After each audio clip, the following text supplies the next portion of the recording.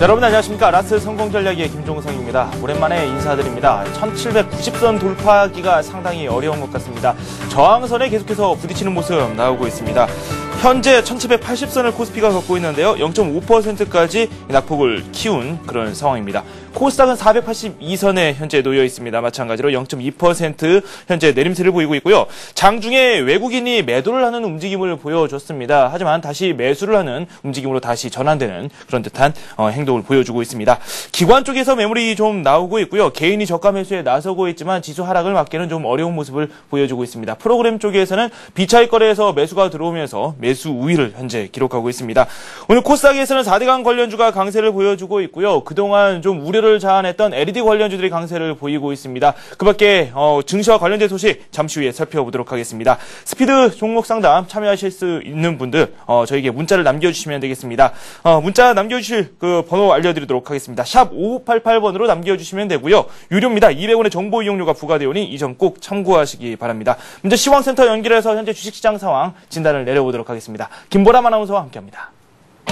네, 시황센터입니다. 미국 FOMC를 앞두고 추가적인 경기 부양책 기대감에 뉴욕 증시는 앞서 상승으로 마감했는데요. 하지만 국내 증시는 현재 답보 상태입니다. 코스피 지수부터 살펴봅니다.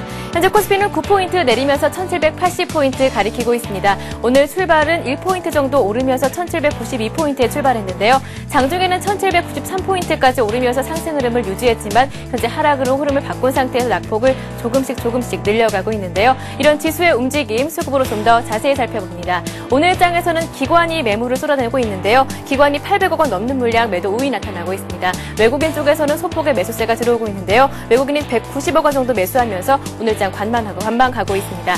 개인 쪽에서 꾸준하게 매수 우위가 나타나고 있는데요. 개인이 1000억 원 넘는 물량 매수하면서 오늘 장에서 매수 포지션 유지하고 있습니다. 이어서 코스닥 살펴보겠습니다. 코스닥도 마찬가지로 상승으로 출발한 이후에 하락으로 흐름을 바꾼 상태인데요. 현재는 1포인트 내리면서 482포인트 가리키고 있습니다.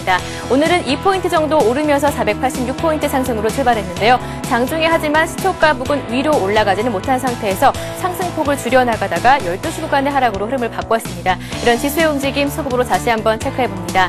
오늘 장 개인이 꾸준하게 매수하고 있는데요. 개인이 200억 원 정도 매수 우위가 나타나고 있습니다. 반면에 기관과 외국인이 매도하고 있는데요. 기관이 100억 원, 외국인이 60억 원 정도 매도하면서 지수 상승에 부담을 주고 있는 모습입니다. 이어서 외환시장 한번 살펴보겠습니다. 원달러 환율은 8거래일 만에 상승으로 출발했습니다. 아직까지 빨간 불을 유지하고 있는데요. 9원 20전 오르면서 1169원 30전을 가리키고 있습니다. 북한에서 서해 해안포를 발사하면서 지정학적 리스크가 다시 부각됐고요. 미국의 추가적인 경기 부양 기대감에 경기 부양책 기대감에 달러가 강세를 보이면서 원달러 환율에는 하락 압력을 작용한 것으로 풀이됩니다. 이어서 특징 테마주 한번 살펴보겠습니다. 그동안 외국인들이 매도하면서 약세를 보였던 LED주들이 오늘은 반등하고 있는데요. 종목들 살펴보겠습니다. 삼성전기가 1% 상승 움직임 유지하고 있고요. LG이노텍이 3% 오르고 있습니다. 오늘장 삼성전기와 LG이노텍에는 외국인들의 매수세가 들어오고 있습니다. 일진디스플레이가 2%, 한솔 LCD가 2.3% 오르면서 LED주들이 강세를 보이고 있는데요. LEDTV의 매출 확장 기대감에 오늘장 관심 받는 모습입니다. 이어서 조선주 한번 살펴보겠습니다. 연일 강세를 보여주고 있는데요. 실적 기대감에 아직까지 빨간불을 유지하고 있습니다. 현대중공업이 오늘 2% 오르면서 장중에 신고가 다시 쓴 종목이고요. 현대미포조선이 1.5%, STX와 STX 조선해양 아직까지 2% 상승 움직임 유지하면서 빨간불을 유지하고 있는 상황입니다. 이어서 바지안 광고 관련주 살펴보겠습니다. 이라크의 바지안 광고에서 원유 수출가 성공했다는 소식에 컨소시엄에 참여한 기업들의 주가가 오르고 있는데요. 종목들 자세히 살펴봅니다. GS가 1.7% 오르고 있고요. UIE 에너지가 15% 가격 제한폭까지 오르고 있습니다. 대성산업이 9% 오르면서 오늘 바지안 광고 관련주들이 큰 폭의 상승 움직임이 포착되고 있습니다. 이어서 방위산업 관련주 살펴보겠습니다. 북한이 서해 해안포를 발사했다는 소식에 다시 한번 관심을 받고 있는데요. 통산이 2% 오르고 있고요. 스페코가 10%, 그리고 빅텍이 3.7%, 4% 가까이 오르면서 방위산업주들이 빨간불을 유지하고 있는 상황입니다. 마지막으로 와이브로 관련주 살펴보겠습니다. 통신사들이 연말까지 4조 4천억 원을 투입한다는 소식에 큰 폭의 상승 움직임 나타나고 있는데요. 시모텍이 8% 큰 폭으로 오르고 있고요. 솔리테크가 5.7%, 차트상에 있는 나머지 종목들도 1%에서 2% 상승 움직임이 나타나면서 Y브로 관련주들이 강한 움직임을 나타내고 있습니다. 네, 도시구간 현재 외국인들이 기관 쪽에서 매물이 나오면서 지수는 주춤한 상황인데요. 기관은 대형주 그리고 운송 장비를 집중적으로 매도하고 있는 상황입니다. 지금까지 도시구간 시장 상황 전해드렸습니다. 코스피의 일중 차트를 살펴보니까 좀 정체된 듯한 느낌을 주고 있습니다. 상승 후에 다시 또 조정을 받고 있는 그런 양상인데요. 구체적인 시장 상황 저희가 더 진단을 내려보도록 하겠습니다. NH투자증권 투자전략팀의 김영렬 연구원 연결되어 있습니다. 안녕하세요. 네, 안녕하십니까. 네, 우리 증시가 좀 조정을 받고 있고 점차 낙폭이 심화되고 있습니다. 코스피, 코스닥 비슷한 흐름을 보여주고 있는데요. 오늘장 특징부터 좀 저희가 찾아보도록 하죠. 어떤 게 있을까요? 네, 우선 오늘 오전만 하더라도 전반적인 상승의 분위기는 시장의 분위기는 나쁘지가 않았습니다. 외환시장에서 환율이 상승하기는 했지만 지난주부터 조정폭이 컸었던 그 IT 그리고 조선 관련주들의 어떤 강한 상승세를 나타내면서 어떤 장중 상승의 흐름이 이어지는 듯 보였었는데요. 하지만 주가지수가 이번 주까지 상승을 하게 된다라면 6주 연속 상승하게 됨으로써 결국 기술적인 부담을 계속 시장에 느껴왔었고 이런 부분 등이 다소 좀 조정폭을 좀 더 키우게 되는 원인으로 볼 수가 있겠습니다. 전반적인 시장 에너지가 소진된 가운데 어제 유가증권 시장의 거래량이 3억 주를 밑도는 등 전반적인 어떤 시장 거래량의 침체가 어떤 매수세 약화로서 해석되는 부분이 강화된 것으로 보여지고요. 일부 종목별로는 반등이 나타나주고는 있지만 전반적인 매수세는 약화된 다소 좀 전체적인 시장의 분위기는 어떤 악재의 등장에 대한 원인보다 매수세가 약화되면서 나타나게 된 어떤 조정의 움직임이 오늘 현재까지 시장의 특징으로 볼 수가 있겠습니다.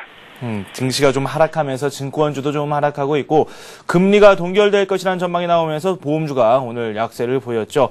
일단은 FOMC, 미국에서 열리는 FOMC에 대한 관망 심리가 좀 시장에 남아있는 듯해 보이고요. 금통위 회의를 또 앞두고 우리 시장에도 어느 정도 변화가 감지되고 있습니다. 이들이 우리 시장에 미치는 영향력이 좀 있을 것 같다는 생각이 드는데 어떤 부분을 저희가 살펴볼 수 있을까요? 네, 현재 어떤 펀더멘탈 상황을 봤을 때 어떤 통화 정책의 변화에 있어 크게 어떤 급격한 변화를 기대하기는 쉽지가 않습니다. 그럼에도 불구하고 이번 주 FOMC와 또 금통위의 결과에 대해서 관심을 갖게 되는 것은 최근 한두 달 사이에 어떤 곡물 가격의 상승 등과 같은 글로벌의 어떤 인플레이션에 대한 부담이 시장에선 어떤 위험 요인으로서 제기가 되어 왔었고 이런 부분 등을 과연 정책 담당자들이 어떻게 판단하는지에 대해서 관심이 모아지고 있다는 점을 들 수가 있겠는데요. 오늘 새벽에 끝난 미증시가 어떤 FOMC에서 어떤 경기 둔화에 대한 부분을 이미 확인한 상태에서 어떤 긴축의 명분은 부족해졌고 향후에는 오히려 어떤 긴축을 완화시키는 어떤 정책 기조의 변화 가능성이 있지 않느냐는 어떤 기대감이 생겨났었는데 과연 이런 부분이 어떤 기대와 부합되는 수준이 된다라면은 시장에서는 다소 좀 상승 작용을 가져다 줄 수 있는 재료가 될 것으로 보여집니다.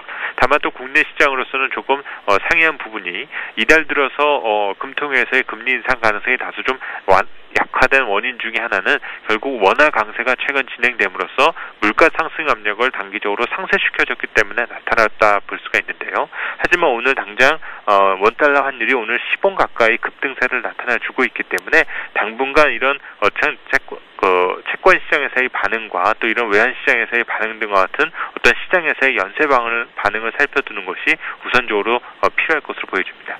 상품 시장, 곡물 가격에 대한 말씀도 좀 해주셨고요. 그리고 외환 시장에 대한 말씀도 해주셨습니다. 그만큼 변수가 많이 남아있는 상황인데 오늘 우리 시장을 들여다보면 수급 주체들이 각기 다른 흐름을 현재 보여주고 있습니다. 외국인들 장중에 매도를 좀 하기도 했고요. 지금은 현재 매수를 하고 있습니다.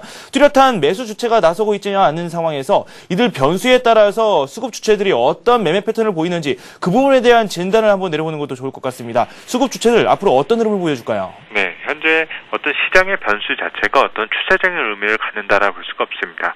결국 앞서 지적해드렸었던 어떤 FOMC나 금통위의 결과이네요. 또 이제 2분기 실적이 어느 정도 마무리 단계에 들어가 있는 상태에서 우리 기업들의 실적 이런 주요 내용들에 대해서 현재 외국인과 기관 투자자들의 어떤 포지션이 추세적 의미를 갖기에는 쉽지가 않을 것으로 보여지는데요.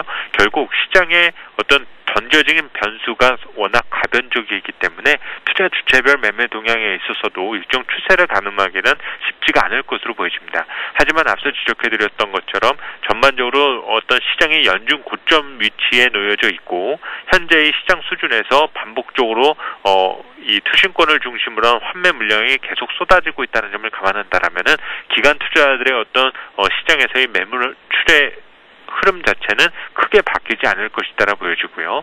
이제 믿을 것은 외국인 투자자들이 얼마나 우리 시장에서 어떤 탄탄한 매수세를 보여줄 수 있는지 여부가 될 수가 있겠지만은 이미 최근 한 달이 넘는 기간 동안 달러가 약세를 나타내면서 또 외국인이 잡지 않은 매수익 규모를 보여왔었고 지난주 이후에는 또 그 포지션이 변화되는 모습도 보여줬었기 때문에 결국 어떤 수급 주체적인 어떤 시장의 접근 방법은 상당한 혼선을 보여줄 가능성이 높습니다. 따라서 이런 어떤 변동성 과정에서 어떤 그 외국인과 기관 투자자들이 전반적인 대응 상황도 전반 어떤 일정 추세보다는 하루하루의 패턴이 달라지게 되는 이런 흐름을 예상해 볼 수가 있겠습니다. 다소 좀 복잡하게 전개될 것 같다라는 생각이 들 정도로 좀 들쭉날쭉한 그런 흐름을 보일 것이다 라는 말씀을 한번 들어봤습니다. 마지막으로 1시간도 우리 시장 회장이 남지 않았습니다. 어떤 부분을 집중해서 살펴봐야 될지 그 부분도 상당히 궁금하고요. 구체적으로 어떤 업종을 중심으로 살펴볼지 그 부분이 궁금하네요. 네, 우선 전반적인 어떤 시장의 분위기로만 놓고 보면 적극적인 어떤 매수의 명분은 다소 좀 부족해 보입니다. 최근까지 시장의 변동성이 축소된 가운데 현재 낙폭을 키우고 있다는 것은 현재 시점에서는 하향 변동성의 발생이 커졌다고 볼 수가 있겠고 이런 국면에서는 단기 조정폭에 대한 부분만을 고려해서 매수에 나서기보다는 리스크 회피 전략을 우선하는 것이 필요하다고 볼 수가 있습니다. 조금 과도한 낙폭을 기록했다는 것이 전제되었을 때 어떤 저가 매수에 대한 어떤 그 기회를 엿볼 수 있다고 볼 수가 있겠고요. 단기적으로 어떤 테마에 대한 부분을 고민한다라면은 최근 엔고와 관련된 부분에 대해서 관심이 높아지고 있는데 이런 엔 강세에 대한 어떤 구조적인 변화와 또 이에 따른 어떤 수혜가 기대되고 있는 업종들, 내부적으로는 어떤 유통 관련 업종 등이 첫 번째로 해당된다고 볼 수가 있겠고요. 일본 여행객들에 대한 어떤 수가 증가로서 가능성을 점쳐볼 수 있는 여행, 호텔 업종 등에 대한 관심이 단기적으로 바람직할 것 같습니다. 네. 엔고 현상과 관련된 이 많은 종목들을 살펴보자라는 말씀을 해주셨고 구체적으로 업종도 명시를 좀 해주셨습니다. 이렇게 해서 NH투자증권 투자전략팀의 김영렬 연구원과 함께했습니다. 도움 말씀 고맙습니다. 네, 감사합니다.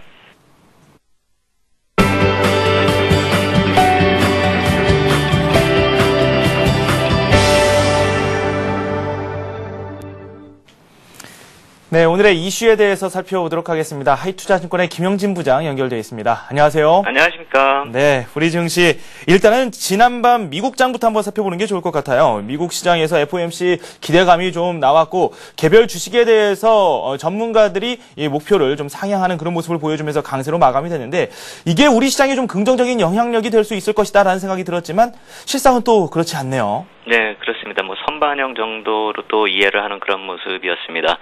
지난 주말에도 시장을 장중에 한 140포인트를 돌려세운 재료가 오늘과 내일 밤에 FOMC 회의에 대한 기대감이었는데요. 어제도 그 기대감이 시장에 반영되면서 상승을 했는데 하지만 이런 식의 호재의 선반영이라고 한다면 막상 기대를 뛰어넘는 대단한 재료가 노출되지 않는 이상 시장에서 추가적인 강세를 또 오늘 밤이나 내일 밤에 기대한다. 이렇게 보기가 힘들다. 이렇게 생각하고 있는 그런 시장의 모습이다. 이렇게 봐야 될 것 같습니다. 또 예상했던 수준의 내용이라면 큰 기대를 할 게 없는 것이 아닌가 하는 반응이 오늘 오전 초반의 아시아권 시장의 분위기다. 이렇게 봐야 되겠습니다. 특히 미국의 선물지수도 내리고 있고요. 오늘의 장중 하락폭 확대는 미국보다도 이제 중국 시장의 영향이다. 이렇게 봐야 될 텐데요. 중국 쪽이 계속 약한 모습을 보이고 있습니다. 상해 지수가 한 2% 가까이 내리고 있는 그런 모습인데요. 중국의 경제 지표가 발표됐죠. 부동산 가격이 상승을 했지만 상승세 둔화되는 모습 나타났고 자동차 판매도 둔화되는 그런 모습 나타났고요. 이것이 이제 긴축 완화 기대감으로 작용되길 기대했었는데요. 오히려 경기 둔화로 인식돼서 시장 반응이 좀 하락세로 접어들었다 이렇게 봐야 될 테고요. 무역 수지 흑자가 이제 예상치를 상회하는 모습도 나타났는데 이것은 또 위안화 절상하고 바로 연관되는 그런 모습이었습니다. 그동안의 이번 주 중국 경제 지표에 대한 기대는 안 좋게 나와도 그동안의 긴축 조치가 완화될 것이 아니겠는가 하는 그런 기대감이 배경이었었는데요. 시장의 반응은 좀 기대를 벗어나서 안 좋은 방향으로 좀 반응을 하고 또 그렇게 흘러가고 있다 이렇게 봐야 될 것 같습니다. 중국이 2%대 가까이 좀 하락이 좀 근접하고 있는데요. 한국 시장 본다면 그나마 좀 선방하고 있는 모습이다 이렇게 말씀을 드려야 될 것 같습니다. 중국 시장 부진이 우리 시장에 영향력을 행사하고 있다라는 말씀을 해주셨는데 구체적으로 업종 간 흐름을 한번 살펴보니까 중국과 관련된 우리 증시 관련주들 그래도 좋은 흐름을 보여주고 있습니다. 철강 업종도 상당히 좋은 흐름 나오고 있고요. 이 부분은 어떻게 해석해야 될까요? 예, 소재 산업재 쪽이 또 강세로 반전하는 그런 모습이죠. 철강 화학 업종 말씀하신 대로 상대적으로 강한 모습 보이고 있습니다. 철강 업종이 거의 1% 가까이 오르고 화학이 한 0.5% 정도 오르는데요. 종합지수가 한 0.5% 내렸기 때문에 상대적으로 좀 강하지만 전체적인 탄력은 좀 약하죠. 철강 쪽을 보면 수급 쪽도 괜찮습니다. 투신권, 그동안에 계속 매도를 해오던 투신권 쪽에서 매수가 들어오고 있고요. 화학 같은 경우는 외국인 쪽 매수가 눈에 띈다 이렇게 봐야 되겠습니다. 각자 한쪽에서 좀 이끌고 있는 그런 특별한 매수 주체가 있다 이렇게 봐야 될 텐데요.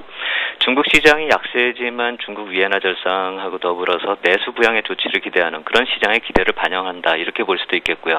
이전에 위안화 절상 얘기나 내수 부양 얘기가 나왔을 때 경험했던 학습 효과로도 볼 수 있겠지만요.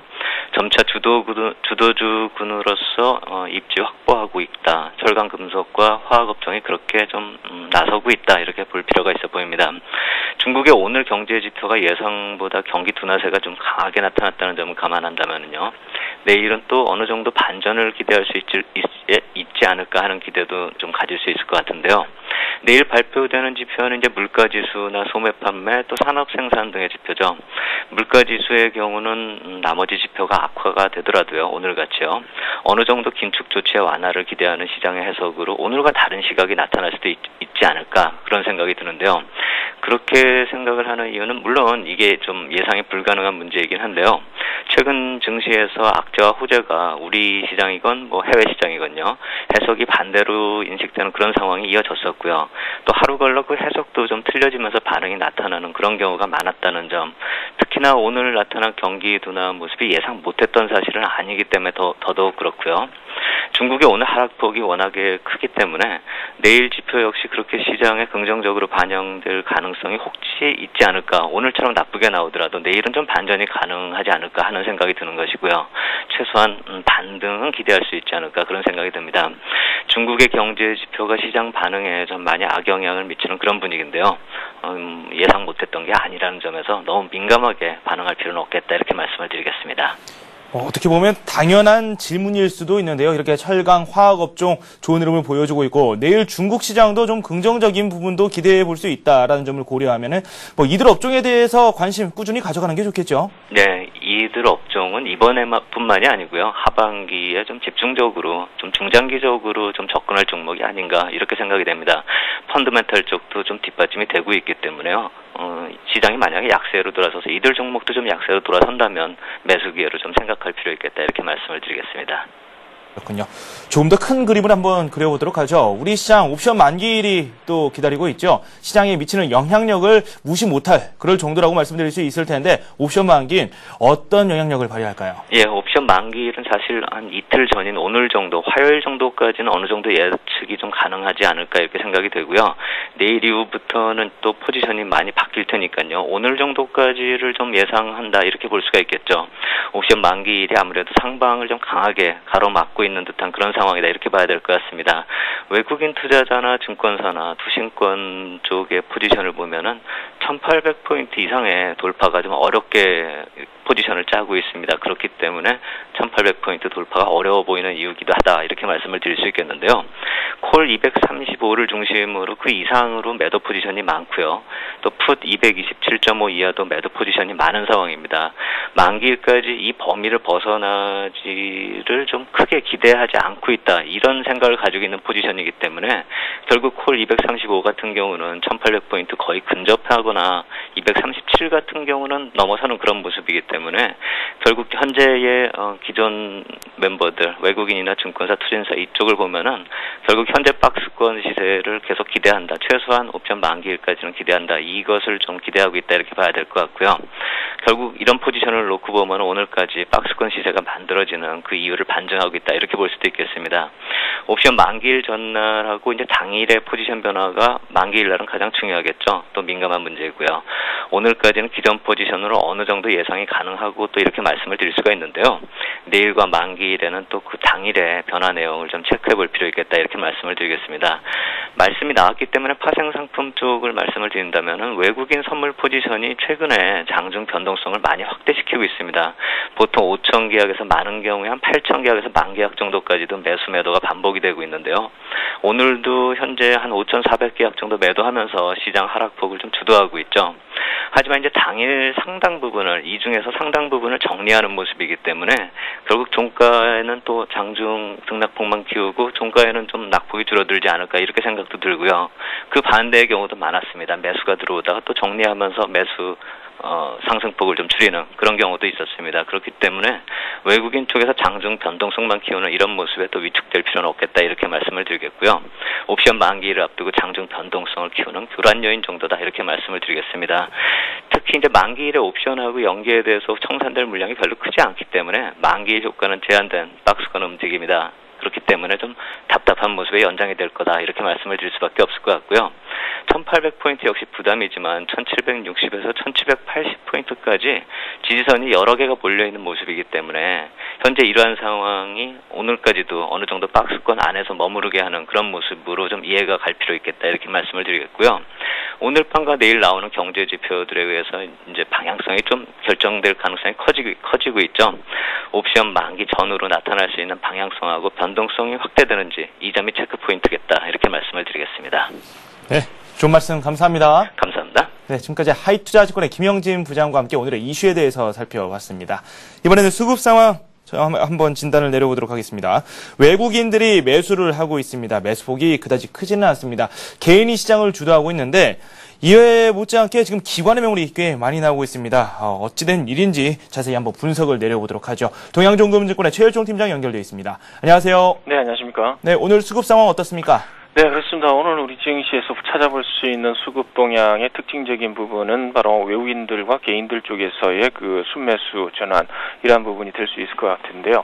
오전까지만 해도 외국인들 관망이었고요. 개인들은 소폭의 매도, 그리고 기관 쪽도 소폭의 순매도 분위기가 이제 나왔던 부분이었는데, 대체적인 분위기는 개인 쪽에서 지금 1200억 가량의 순매수를 통해서 일단 저점 인식이라든가 종목별 접근 자체가 일부 낙폭과대의 그 지수 관련 대형주 쪽으로 좀 집중되는 그러한 양상 아닌가 이렇게 살펴볼 수 있을 것 같고요.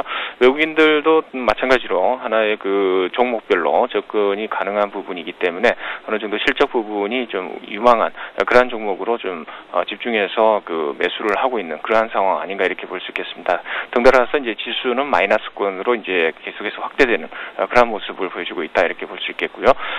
오늘 수급 동향을 살펴보게 되면은 외국인들 거래소 쪽에서 320억의 순매수 흐름 보여주고 있고요. 개인 쪽에서는 이제 1,300억 가량의 순매수, 그리고 기관 쪽에서만 1,200억 가량의 순매도 흐름 보여주고 있습니다. 오늘 코스닥 시장은 외국인들 66억의 순매도, 개인 쪽에서는 200억의 순매수, 기관 쪽에서는 100억 가량의 순매도 흐름을 보여주고 있습니다. 오늘 구체적으로 어떤 종목들이 오갔는지 살펴보니까 지금 삼성전자, 현대차 이렇게 대형주들이 좀 부진한 흐름을 보여주고 있습니다.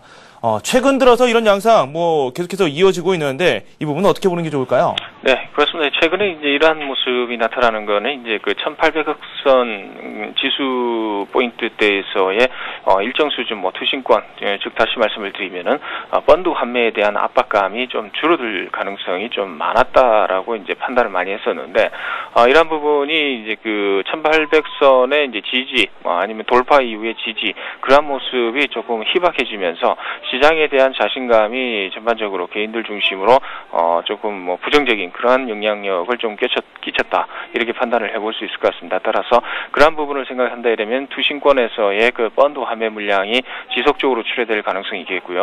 이러한 부분을 외국인들이 관망세로 이제 지켜보면서 적극적인 추격 매수보다는 이 가격이 떨어지면서 어느 정도 저가에 좀 받아먹자라는 그러한 이제 전략이 좀 숨어 있는 그러한 상황 아닌가 이렇게 살펴볼 수 있을 것 같고요. 아울러 이제 그 옵션 만기가 이제 다가오면서 이제 환경적인 측면, 대내 여건 자체가 적극적으로 상승을 시킬 수 없다라는 측면이 적용이 되면서요. 이러한 부분 때문에 이제 심리 자체는 조금 안 좋아지는 쪽으로 지금 가닥을 잡아가고 있다 이렇게 보시면 될 것 같은데 지수적인 부분에 있어서는 어차피 하방 경직이 나와 있기 때문에요. 그런 부분을 생각해봤을 때는 여전히 우리 증시는 하방 경직성을 가지고 우호적인 긍정적인 분위기가 계속 이어질 것이다 이렇게 보시면 될 것 같습니다. 네, 구체적으로 어떤 종목들이 오가는지 짧게 살펴보도록 하죠. 네, 그렇습니다. 오늘 외국인들이 매수한 종목들을 살펴보게 되면요. 일단은 뭐 순매수하는 종목은 포스코라든가 NHN, 현대모비스, LG화학 그리고 현대건설 등으로 순매수가 유입이 되는 그런 상황이고요. 아울러 하이닉스라든가 하나케미칼, STX, 페노시안 등도 순매수를 좀 확대하는 그런 모습을 보여주고 있습니다. 아울러 이제 순매도하는 종목들을 살펴보게 되면요.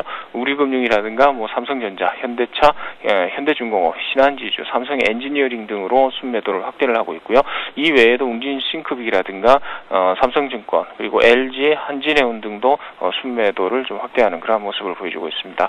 아울러 기관들 쪽에서의 그 순매수하는 종목들을 한번 살펴보게 되면요, 대체적으로 이제 순매수하는 종목들이 삼성전자 그리고 외환은행, 하이닉스, LS, S-오일 등으로 이제 순매수가 좀 유입이 되고 있는데요. 이 외에도 STX라든가 우리금융 그리고 아시아나항공, STX 조선해양 뭐 등으로 순매수가 좀 유입이 되고 있다 이렇게 보시면 될 것 같습니다.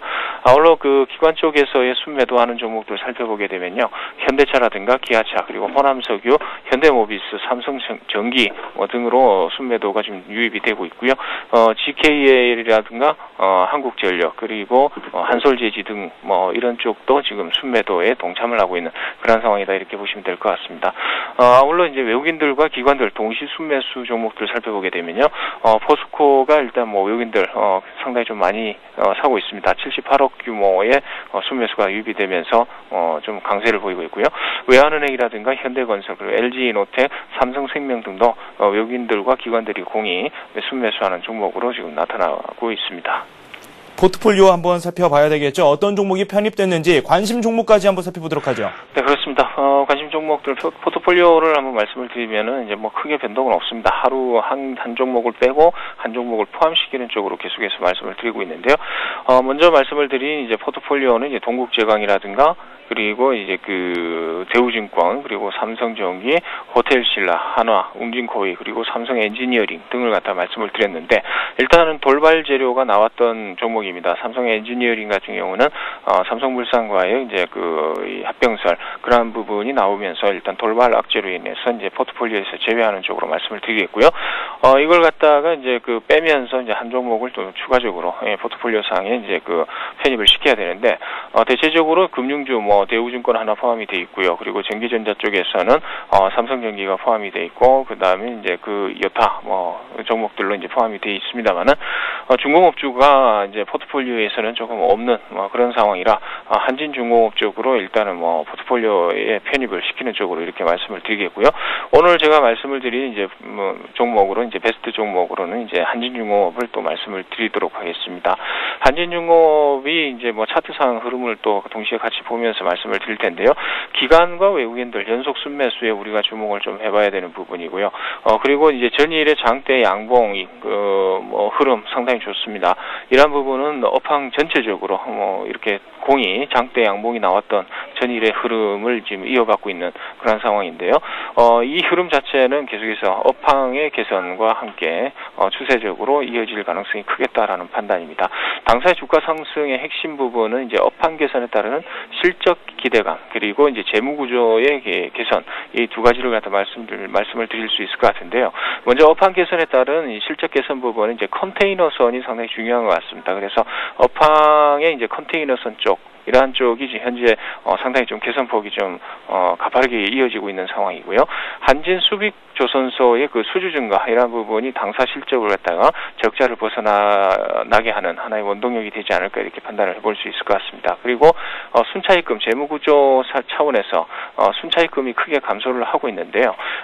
이 1분기까지의 그 저희 순차입금 규모가 이제 2조 3천억 규모였는데 이제 이게 2분기 말까지 봤을 때는 이제 3,500억이 감소한 1조 9,500억까지 떨어진 상황이다 이렇게 보시면 될 것 같습니다. 따라서 이런 부분에 있어서는 이 규모 자체로는 2008년도의 그 초반 수준으로 점차 정상을 찾아가는 그런 모습을 보여주고 있기 때문에 리스크가 어느 정도 해소됐다라는 측면에 좀 어필이 될 가능성이 있겠다는 판단입니다. 따라서 매수가는 29,500원에서 32,000원까지 분할 매수하실 것을 말씀을 드리겠고요.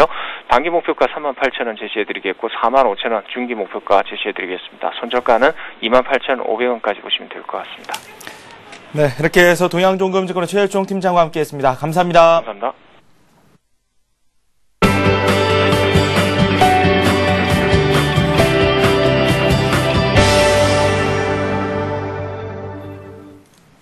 네, 잠시 후 스피드 종목 상담이 이어집니다. 참여하실 분들은 저희에게 문자 남겨주시면 됩니다. 샵 5588번으로 본인이 보유하고 계시거나 앞으로 매수를 하고 싶으실 그런 종목에 대한 질문을 남겨주시면 되겠습니다. 이번에는 급등이 예상되는 종목들 한번 살펴보도록 하겠습니다. 백룡승천님 연결되어 있네요. 안녕하세요.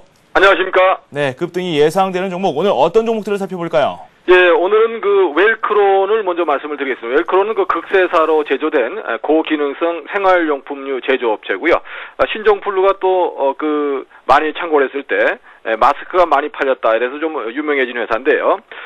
그 최근에는 WPM이라고 해서 지식경제부가 세계 4대 소재 강국 진입에 초석이 될 WPM 사업에 참여할 기관을 잠정적으로 선정을 했는데요.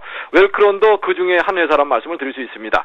다기능성 고분자 멤브레인 소재의 그 부분에 참여기관으로 선정됐다는 말씀을 드리겠고요. 아직 완전한 선정은 아니고 8월 중순경에 완전히 잠정 선정이 확정으로 바뀌지 않을까 예상을 하고 있습니다. 최근에 주가 흐름을 보시면 웰크론 차트상으로 대량 거래가 실리면서 그 직전 고점을 넘어가려는 움직임을 보이겠는데요. 오늘도 장중에는 거의 상한가까지 올라가는 이러한 흐름을 보이면서 매물 소화를 하고 있다는 말씀을 드릴 수 있겠고요. 다음으로는 KC 코트렐 실적 호전을 발표를 하면서 주목을 받고 있는데요. 구 KC 코트렐로부터 인적 분할된 환경설비 제조 기업이고요. 2분기 영업이익이 133억 원에 달해서 전분기 대비 무려 468%나 늘었다 이렇게 밝히면서 오늘 강하게 갭 상승 후에 바로 상한가에 안착하는 모습이 나오고 있는데요. 실적 호전 추세가 이어지고 있는 만큼 추세는 상승 추세가 좀 이어질 것으로 예상되고요. 오늘 단기적으로 강하게 올랐지만 이런 흐름이 당분간은 지속될 수 있다는 점에서 눌림목 저점을 한번 노려볼 만한 종목이라고 볼 수 있는데요. 오늘은 하루 종일 매매 공방이 치열하다가 마감 무렵에 상한가에 안착하는 모습이 나왔고요. 고점 대비 현재 주가 수준은 아직까지 추가 상승률이 있는 만큼 조정 시에 한번 볼 수 있는 종목이란 말씀을 드릴 수 있겠고요. 직전 고점이 2만 원에 도전하는 흐름이 예상된다고 볼 수가 있겠습니다. 다음은 KD 미디어인데요. KD 미디어는 삼성전자의 의료기기 사업 진출 소식에 지난번 4연속 상한가에 진입하면서 관련주로 부각이 됐었는데요. 삼성전자는 수원 디지털시티에서 중소병원용 혈액검사기 모델명 IVD A10을 출시 기념을 했다고 밝히고 있는데요. 삼성그룹에 들어가는 이러한 의료기기에 소량 핵심 소재인 바이오 디스크를 소량 납품한다는 것이 주가 상승의 배경이라고 볼 수 있는데요. 그동안의 조정을 보이면서도 지속적인 상승을 보이다가 오늘 거래량을 실으면서 종가 무렵에 상한가에 진입하는 모습이 나오고 있는데요. 추가 상승이 기대된다고 볼 수가 있겠습니다. 다만 매매 공방이 치열하다가 오늘은 상한가에 진입하는 흐름이 나오면서 마지막 랠리 구간에 진입하는 것이 아닌가 보여지기 때문에 단기적인 대응이 가능하신 분만 접근해 볼 필요가 있겠다는 점 말씀을 드리겠습니다. 이 중에서 특히 관심을 가져야 될 종목 짧게 말씀 좀 추가로 부탁드리죠. 예, 웰크론을 말씀을 드리겠습니다. 웰크론은 실적도 좋고요. 또한 대량 거래를 수반해서 얼마든지 접근이 가능하지 않나 생각되는데요. 목표가 한 5,000원 정도로 짧게 직전 고점 정도 잡으시고 접근해 보시는데요. 오늘 장중 저점 부근이었던 4,200원을 지지라인으로 보자는 말씀을 드리고 전고점을 이렇게 넘어가는 구간을 공략하시는 전략이 가는 말에 올라타라는 말이 있죠. 그러한 전략을 유지한다는 말씀을 드리고 현재가인 4,290원도 매수 가능하다는 말씀을 드리고 다만 오늘 장중 저점을 이탈하지 않는 그러한 범위에서 공략을 해보자는 말씀을 드리겠고요. 짧게 5,000원 정도의 목표가를 제시해드리겠습니다. 네, 알겠습니다. 이렇게 해서 웰크론까지 살펴봤습니다. 또 말씀 고맙습니다. 감사합니다.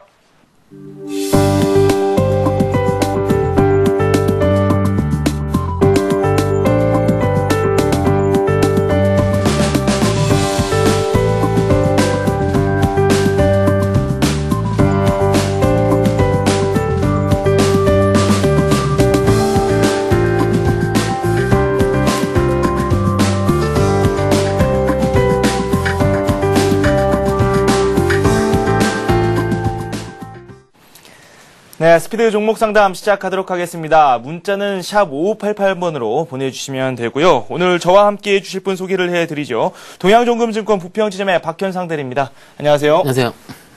지금 하락폭이 나오고 있습니다. 네. 0.4% 내리고 있습니다.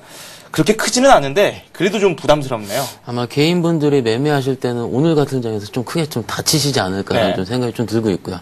최근에 장을 보시면 아시다시피 오늘은 좀 코스닥이 좀 빠졌지만은 코스닥이 좀 상승하는 모습을 보이고 있고 어제 그제 이끌어서 정부 쪽에 나온 뭐 4대강이라든지 혹은 뭐 바이오 같은 어떻게 보면 정책 수혜주들이 꽤 높은 상승률을 보여왔습니다. 그래서 뭐 오늘도 아마 제 예상에는 좀 그런 종목들이 상당히 좀 많이 들어올 것 같은데 일단 코스피 기준을 말씀을 드리면은요. 일단 전고점 부근을 벗겨낸 상태이기 때문에 그리고 지금 상황에서는 1800에 대한 부담감은 아직도 있는 현실이고요. 그 내일이랑 내일 모레가 있죠. 어떻게 보면은 금통위가 있기 때문에 금통위라든지 혹은 그 옵션 만기일이 같이 있는 여러 가지 이벤트 데이가 있기 때문에 지금 바로 매수에 들어가시는 전략보다는 한 하루나 이틀 정도 혹은 옵션 만기 이후로 숨고르기에 들어가신 전략이 좀 필요하다는 생각이 들고 있습니다. 뭐 아시다시피 최근에 환율 때문에 좀 최근에 업종들이 대형적으로 많이 좀 급등락을 반복하는 모습 보이고 있는데 뭐 어떻게 편하게 말씀하시면은 일단 1,200원 정도의 환율을 기준으로 해서 1,200원 위에 환율이 있을 때는 IT라든지 자동차 업종에 기존 주도주의 수출 업종에 좀 집중하실 필요가 있다는 생각이 들고 있고요. 그 밑에서는 하면은 뭐 철강이라든지 여행 업종 같은 어떻게 보면은 일단 환율 수혜 업종에 좀 관심을 가질 필요가 있다는 생각이 들고 있겠습니다. 일단 금일 뭐 오늘 종가라든지 매수하실 타이밍은 아직까지 대형주 기준으로 좀 아니라는 생각이 좀 들고 있고요. 어떻게 보면 만기일 기준으로 매매에 대해서 어떻게 보면 외국인 매매 패턴을 확인을 하시고 들어온 전략이 가장 낫다는 생각이 좀 들고 있습니다. 네, 알겠습니다.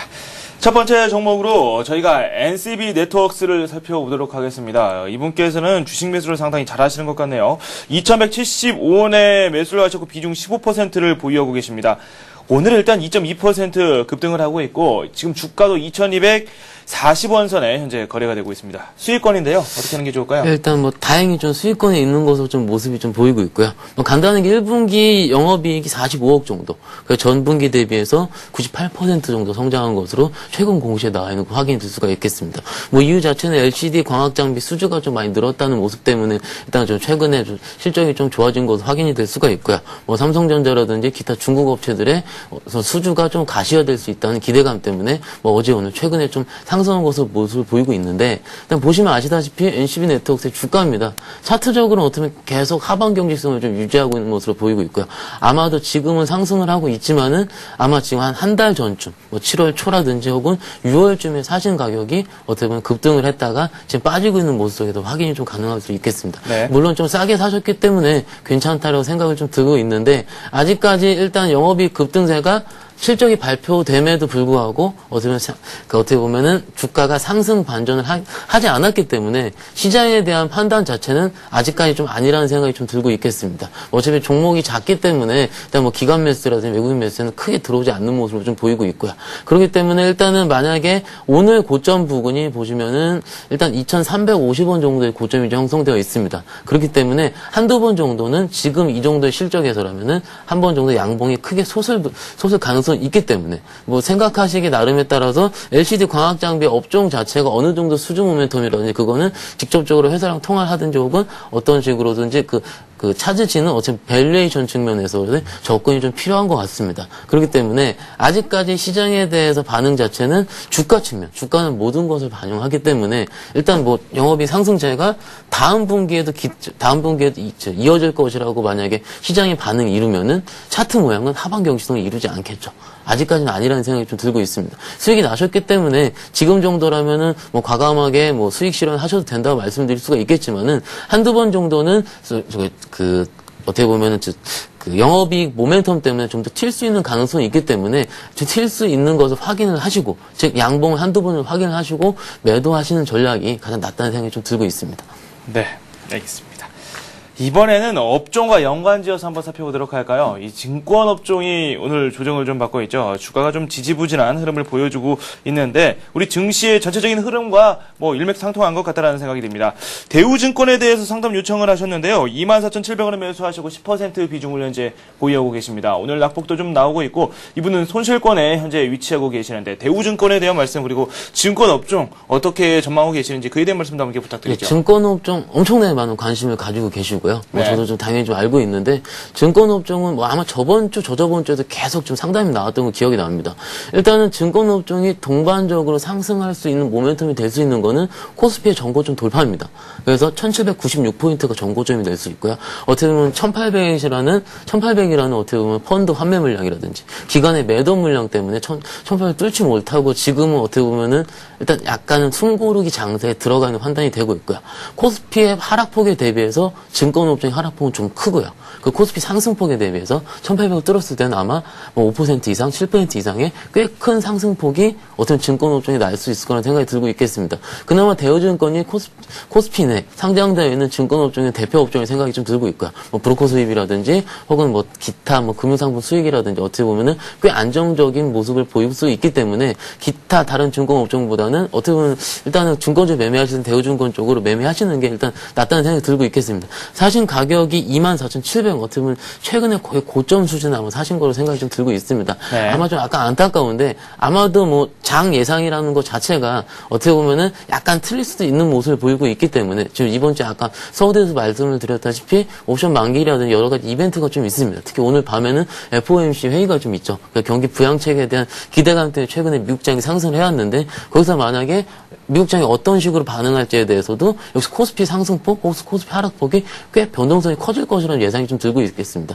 지금 정도라면은 일단 손실권에 접어들었기 때문에 아직까지 그래도 코스피 상승폭이 어떻게 보면 좀 상승에 대한 추세는 깨지지 않았기 때문에 홀딩을 말씀을 드릴 수가 있는데 만약에 지금 23,000원 부근이 좀 깨지게 된다면은 어떻게 보면 한 번 정도 아마 그러면 코스피 기준으로 하면 1750 정도 포인트가 아마 깨졌을 겁니다. 그렇기 때문에 일단은 코스피를 중심으로 일단 대우증권은 좀 대응하실 필요가 있으시고요. 지지선으로는 상승하기 전각이 23,000원 부근이 좀 좋을 거 생각이 들고 있겠습니다. 코스피가 지지되는 전제하에서 그 대우증권 23,000원 유지가 될 때는 추가 매수하셔가지고 일단 추가 상승폭에 대해서 일단은 모멘텀을 가지시고 플레이를 하실 수가 있긴 한데 아직까지는 물타기라든지 뭐 지금 보시면 21선이 좀 맞닿아 있긴 하지만은 어떻게 보면 아직까지는 종합지수가 확인이 되지 않았기 때문에 어느 정도는 확인 후 대응이라는 게 일단 증권주에서 접근할 수 있는 전략으로 생각이 되고 있습니다. 네, 알겠습니다. 증권 업종에 대한 그 전망까지 말씀을 자세히 해 주셨습니다.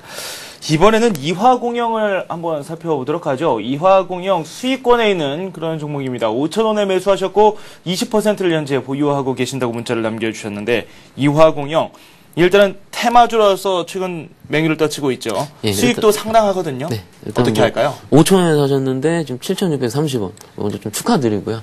일단은 뭐 테마주들 매매하시는 데 있어서 뭐 계속 말씀을 드리지만은 정책 관련 테마주입니다.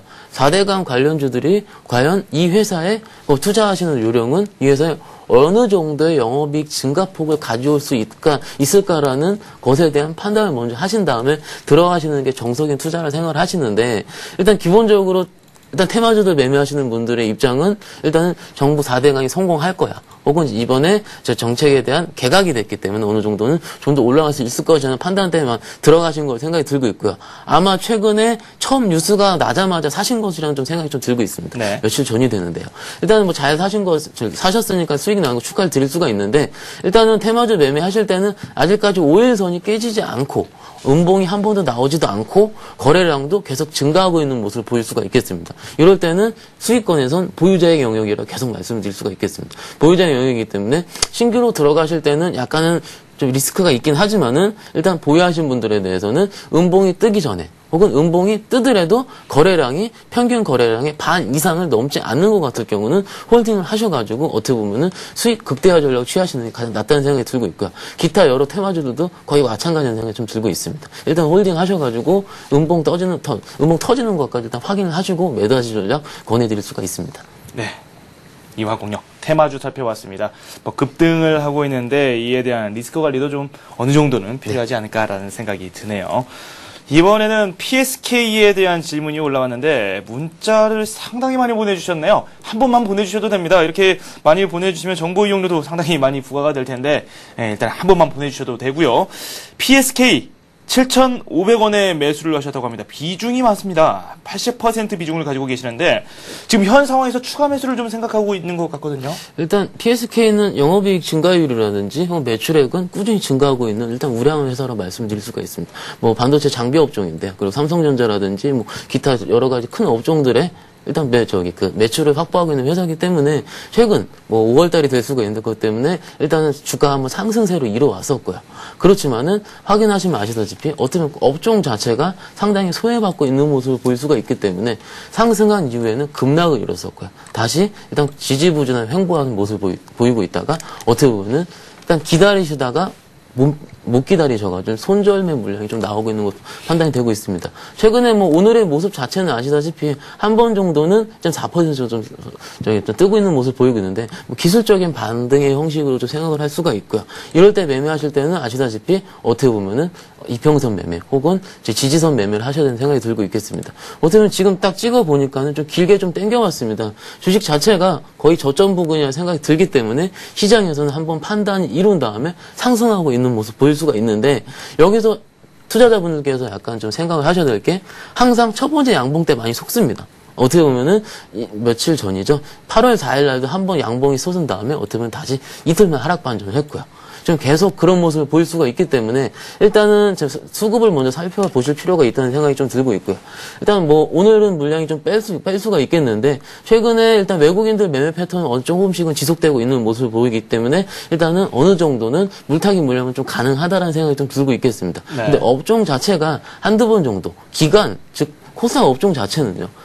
기간 매수세가 좀 더 강력하게 들어올 때 어떻게 보면 주가가 폭발적인 상승을 이룰 수가 있기 때문에 어떻게 보면 외국인 매수보다는 투신권의 기간 물량의 매수에 좀 집중하실 필요가 있다는 생각이 들고 있겠습니다. 일단 하루 양봉 정도라면 안심하고 물을 탈 수 있는 상황은 좀 아니라는 생각이 들고 있고요. 아마 한 번 정도 양봉이 세게 튼 이후에는 다음날 아마 좀 밀린 다음에 시작을 할 겁니다. 그렇기 때문에 밀린 가격부터 조금씩 분할 매수하시는 게 가장 낫다는 생각이 좀 들고 있고요. 어떻게 보면은 기간 매수가 들어올 때까지 한두 번 정도는 확인을 하시고 실적까지 체크해보시고 들어가시는 게 가장 낫다는 생각이 들고 있습니다. 네. 반대로 지금 급락하고 있는 종목도 한번 살펴보도록 하죠. RNL 바이오에 대한 질문을 올려주셨는데 지금 매수 가격이 8,000원입니다. 30% 비중을 갖고 계시는데 오늘 5.3% 내리고 있고 좀 심각한데요. 거의 절반 가격에 현재 보유하고 계십니다. 4,135원 선에 현재 거래가 이루어지고 있습니다. 일단은 정부에서도 개각이 좀 있었고요. 이에 대한 영향으로 좀 풀이가 되는 그런 부분도 있습니다. 오늘 낙폭에 대해서는요. 네, 일단 뭐 배경에 따라서는 아마 뭐 일단 뭐 최근에 올라왔던 바이오주들의 같은 모습을 보이고 있는데 일단 바이오주들의 특성 자체가 일단 뭐 RNL 말씀드리자면요. 줄기세포 치료제 개발 바이오 업체고요. 최근에 줄기세포 보관 상품이라든지 일단 기타 매출이 다각화될 수가 있기 때문에 어떻게 보면 시장 판단은 어떻게 보면 레포트상에서 보면은 일단은 실적 개선이 기대될 수 있는 종목이라 좀 생각이 좀 들고 있겠습니다. 하지만 시장 판단, 주가로서 보이는 시장 판단 자체는 실적이 개선되지 않는 어떻게 보면은 일종의 바이오 테마주로서 분류가 될 수 있기 때문에 일단은 매수하신 가격 자체가 8,000원입니다. 8,000원이기 때문에 아마 작년 정도 수준에 매수를 하셨던 거라 좀 생각이 좀 들고 있고요.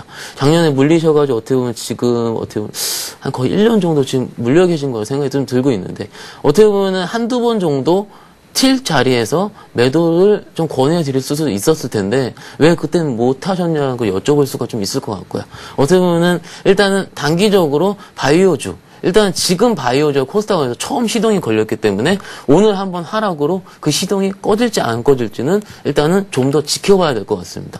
시장이 끝자락에 이뤄서 코스닥에서 바이오주가 돌풍이 불 때는 최근에 2007년, 2008년도 장을 살펴보면은 한두 번 상한가, 한두 번 오른 거로는 끝나지 않았기 때문에 제가 지금으로서 바로 오늘 6% 빠진다고 해서 8,000원에 사신 거를 손절하시는 게 좋을 것 같습니다라고 단언을 드리기 약간 힘든 게 어떤 시장에 대한 테마주의 단언된 속성이라고 말씀을 드릴 수가 있고요. 그렇기 때문에 밸류에이션 측면에서는 일단은 진짜로 중장기적인 측면에서는 보유를 하셔도 무방하긴 하지만은 단기적으로 뭐 한 분기나 다음 분기까지 어떻게 보면 1년이 될 수도 있고 2년이 될 수도 있습니다.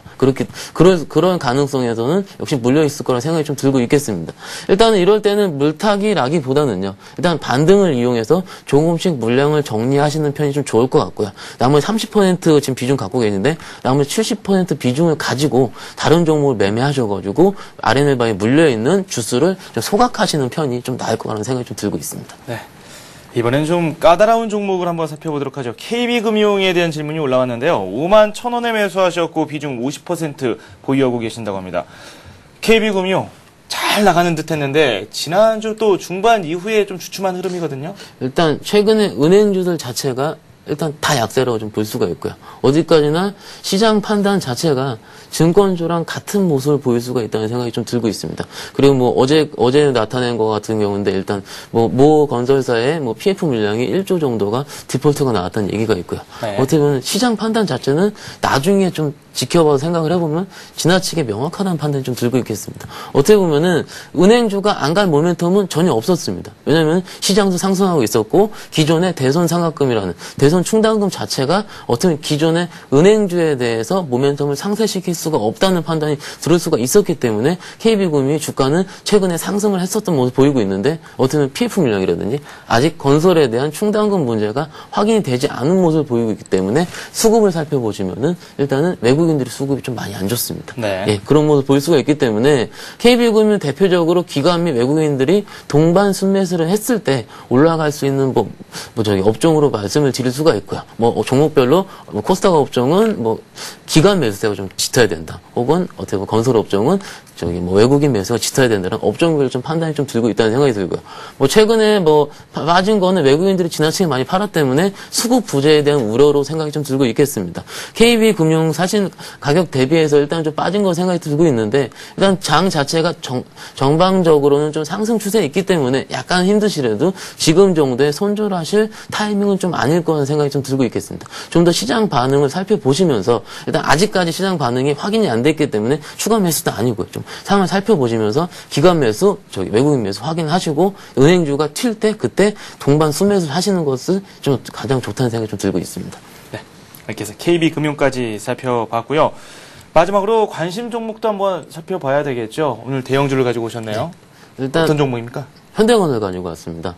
일단 제가 현대건설을 들고 온 이유는 일단은 시장에서 전혀 관심이 없었던 혹은 시장에서 말이 없었던 종목들이 우리가 판단을 하지 않았던 혹은 일단 판단에 대한 소외감이 있었던 종목들이 어떻게 보면 살펴보면은 작년에 좀 오리온이 있었고요. 네. 어떻게 보면 최근에는 현대건설이라 좀 판단이 들고 있겠습니다. 현대건설은 아시다시피 일단 M&A 모멘텀이 즉 매각이 구체화될수록 일단 자회사 가치와 수주 잔고가 일단 같이 부각이 되고 있는 걸로 판단이 들고 있고요. 어떻게 보면 지금은 최근에 상승폭이 일단 5일선은 약간은 훼손할 수도 있었지만은 계속 전반적으로 상승하고 있는 모습을 보일 수가 있겠습니다. 어떻게 보면 투자자 분들도 현대건설 이렇게 많이 올랐어? 건설업종 다 이렇게 안 갔는데 최근에 순매수 상세를 확인을 해보시면요. 기관에 대한 매수세가 좀 거침없이 좀 많이 있습니다. 네. 어떻게 보면은 하반기에 매각에 대한 이슈 때문에 들어올 수도 있고요. 아니면은 국내 시장보다는 기존에 확보된 해외 수주 모멘텀에 주목을 할 수도 있다라는 좀 생각이 좀 들고 있겠습니다. 어떻게 보면 사상 최초로 해외 수주가 120억불을 돌파했다는 뉴스가 좀 최근에 나오고 있기 때문에 일단 그런 측면에서 어떻게 보면 아무리 건설업종이 좋지는 않지만은 최근에 살펴보시면은 어떻게 보면은 국내보다는 해외 쪽, 뭐 삼성물산, 삼성엔지니어링이 가장 대표적인 경우가 되겠죠. 아직까지는 5일선이 훼손되지 않고 꾸준하게 정방향을 향하고 있는 모습을 볼 수가 있기 때문에 목표가로는 일단 7만 원까지 제시를 해드릴 수가 있고요. 일단 최근에 오름폭이 좀 약간 부담스러울 수가 있기 때문에 손절가도 좀 짧게 잡겠습니다. 6만 1,000원 정도로 잡을 수가 있고요. 어쩌면 상승이 시작하기 좀 게시화된 가격이고요. 매수가는 오늘 66,900원인데 지금 일단 오늘 상승하기 전 가격, 5일선 맞닿아 있는 가격 65,000원으로 제시해드릴 수가 있겠습니다. 네. 이렇게 해서 현대건설까지 살펴봤습니다. 동양종금증권의 박현상 대리와 함께했습니다. 감사합니다. 네, 감사합니다. 동시호가에 돌입했고요. 코스닥이 낙폭을 더 키웠습니다. 0.5% 내리면서 481선에 현재 동시호가를 맞이했고요. 거래소 쪽은 0.6% 내리면서 1779선을 현재 가리키고 있습니다. 잠시 후 2부에서 종합적인 장 상황과 함께 주요 경제 소식 묶어서 전해드리겠습니다. 잠시 후에 뵙겠습니다.